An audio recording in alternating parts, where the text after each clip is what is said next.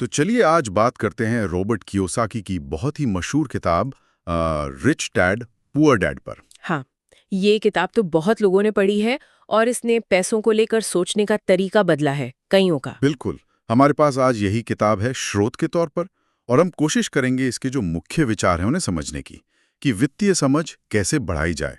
और इसकी कहानी भी बड़ी अनोखी है। हाँ, वही।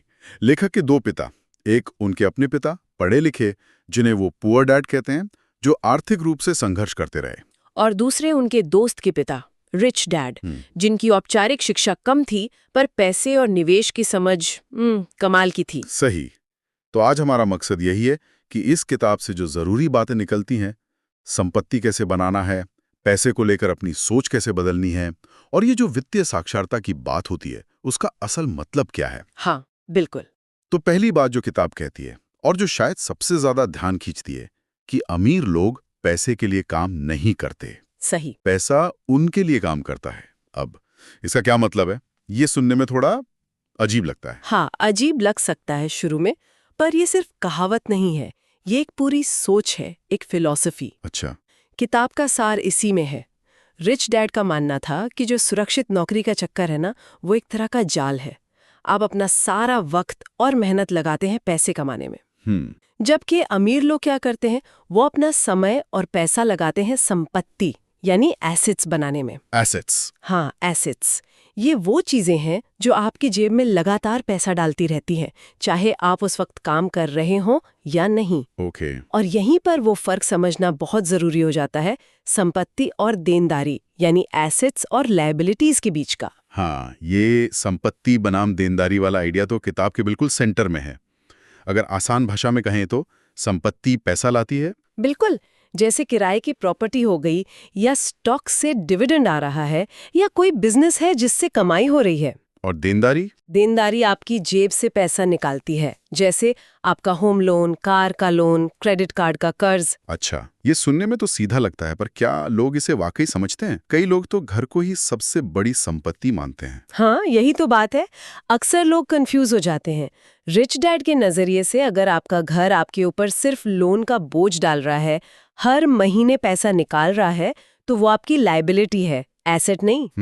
ये सोचने का अलग तरीका है। असल खेल, वो कहते हैं, आय पैदा करने वाली संपत्ति बनाने का है, सिर्फ तनख्वाह बढ़ाने का नहीं, क्योंकि तनख्वाह से आप शायद अमीर ना बने, पर सही संपत्ति आपको बना सकती है। ये पारंपरिक सोच से बहुत अलग है। बिल्कुल। और इसी से वो दूसरा पॉइंट जुड़ता है, अपना खुद का व्यवसाय संभालो, माइंड योर ओन बिजनेस। हाँ, किताब कहती है कि नौकरी करते हुए भी साइड में संपत्ति बनाने पर फोकस करना चाहिए। ये कैसे होता है? ये सीधा पहली बात से जुड़ा है। देखिए, आपकी नौकरी आपका प्रोफेशन हो सकता है, पर आपका बिजनेस आपका एसेट कॉलम है। अच्छा। रिच डैड की सलाह थी कि नौकरी से जो पैसा आ रहा है, उसे ऐसी संपत्ति खरीदने या बनाने में लगाओ जो कैश फ्लो दे, जैसे रियल एस्टेट में निवेश कर दिया, स्टॉक मार्केट में लगा दिया, या कोई छोटा मोटा साइड बिजनेस शुरू कर दिया। हमारी जो पारंपरिक शिक्षा है ना, वो हमें अच्छा कर्मचारी बनना सिखाती है, मालिक या निवेशक बनना नहीं। सही बात है। इसीलिए खुद को शिक्षित करना बहुत जरूरी है। निवेश कैसे करें, टैक्स कैसे काम करते हैं, अकाउंटिंग की बेसिक समझ, ये सब सीखना पड़ता है, क्योंकि स्कूल में ये चीजें नहीं सिखाई जाती। हाँ, ये खुद सीखने वाली बात बहुत जरूरी है। पर एक और डर होता है लोगों में, पैसा खोने का डर। निवेश में रिस्क तो है ही। बिल्कुल है। उससे कैसे डील करें? यहाँ भी रिच डैड का नजरिया अलग था। वो कहते थे कि असफलता कोई बुरी चीज नहीं है, बल्कि सीखने का एक हिस्सा है। अच्छा। ऐसा नहीं कि अमीर लोग डरते नहीं, वो भी डरते हैं, पर वो डर को मैनेज करना सीखते हैं। वो हारने से नहीं डरते, बल्कि जानकारी की कमी से होने वाले नुकसान से बचते हैं। मतलब वो कैलकुलेटेड रिस्क लेते हैं, सोच समझकर, पूरी जानकारी के साथ। उनका मानना था कि कुछ ना करना, मौके गवा देना, ये ज्यादा बड़ा रिस्क है, बजाय कोशिश करके असफल होने के।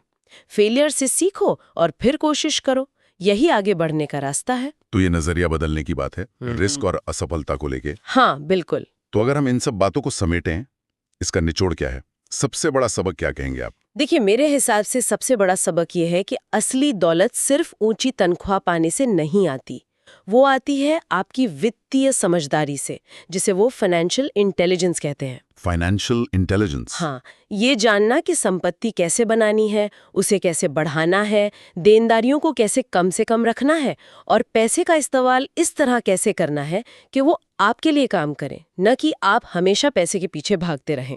ये तो पूरी सोच बदलने वाली बात है। बिल्कुल एक तरह से उपभोक्ता से निवेशक बनने की। बिल्कुल।